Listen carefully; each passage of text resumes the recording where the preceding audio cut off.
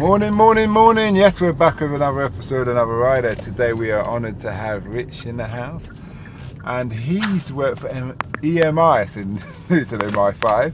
And I spotted that he was in the music business from a mile off, just to let you know. He said no, he's a banker, but he's a music guy at heart. Therefore, when you see him, you know he's a music man. So, Rich, nice to have you here today. Thanks, Simon.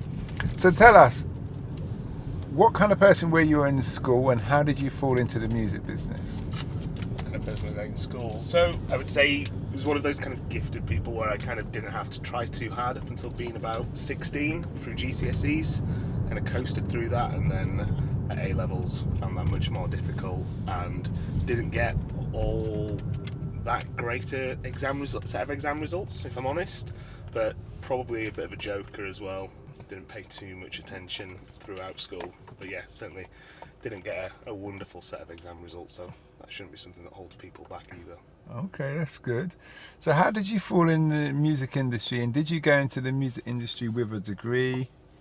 So I didn't have a degree, no. I was actually out of college. I decided to take a year off from studying because, as I said, I wasn't a natural studier.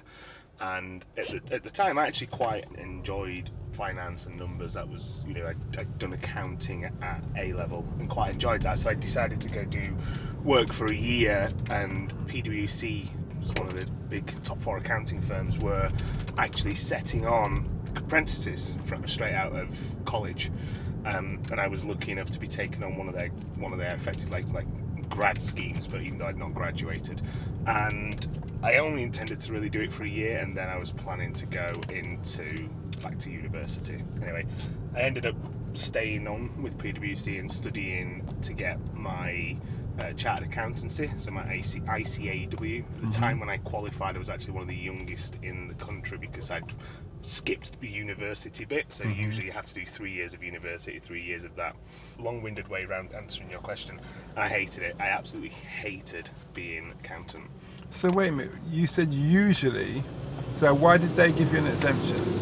Because I did something called an AAT, which is a technician's version of an accountancy, something that usually gets undertaken by people in kind of management accountant type jobs. So it was just it's a bit of a fast path route into it, and it was a trial, and I don't know if they're still doing that route, but it's very unusual to find people who have become a chartered accountant without having gone through university first, because actually the exam, to say I wasn't a natural studier, the exams are incredibly difficult. You've actually got to be really disciplined, and I failed a few of them a couple of times round. So they like to see that you've had the experience of going through university, can knuckle down and study. So yeah. Okay, fair enough. So you ended up in the music business. What was your title and what was your role? So I ended up leaving PwC to go work for EMI in their risk and assurance department. So I was a senior risk and assurance executive, which sounds a lot grander than it was. And what we used to do was it was a very small team, and we'd get to travel around the world to different offices, EMI's different offices around the world, and effectively review their processes, tell them where they had too much risk in their processes, what things they could do to improve those processes. We also worked with senior management as well, doing like risk assessments with them. So at the time when I was working for EMI, there'd been a takeover.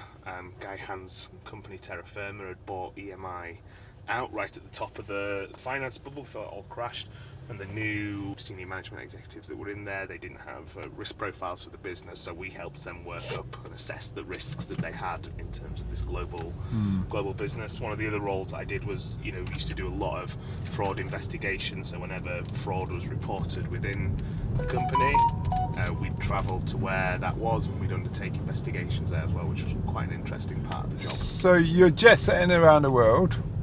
What kind of fraud were you dealing with? So I'm thinking fraud in the music industry. What so cheating expenses?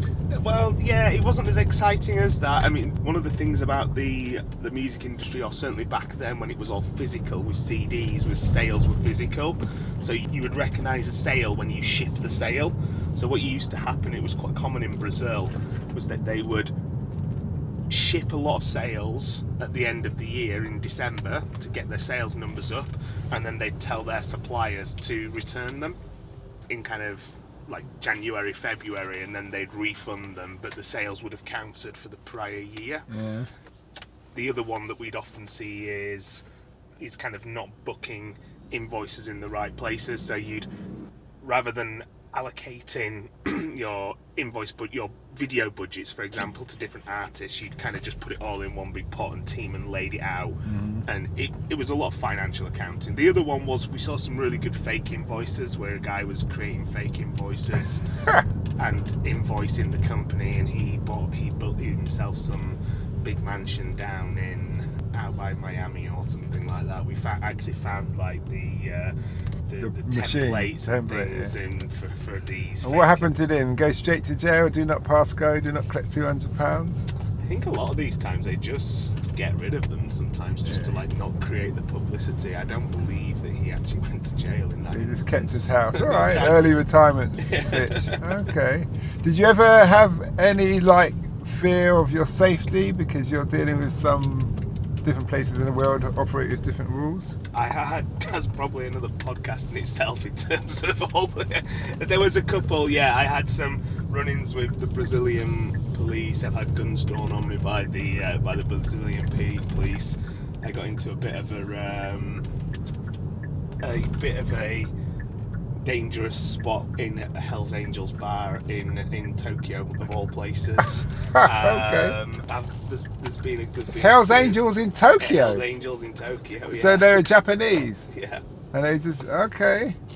Oh, they really took on. Yeah. You know what? Stories. I would love to listen. You're gonna have to add me as a favourite, because sorry, audience, we're coming to the end of the journey, and it's Tuesday morning, so we got to let him get out for work. I can't be seen to kidnap him. Just to hear his stories. Say, Your Honour, I just had to hear the story. But anyway, great to have you. We wish you well in whatever else you're pursuing in life. Thanks, Simon. All right. We hope that episode enhanced your life. We post an interview every day, as well as vlogging on our social media channels. Don't forget to subscribe to get our latest episode.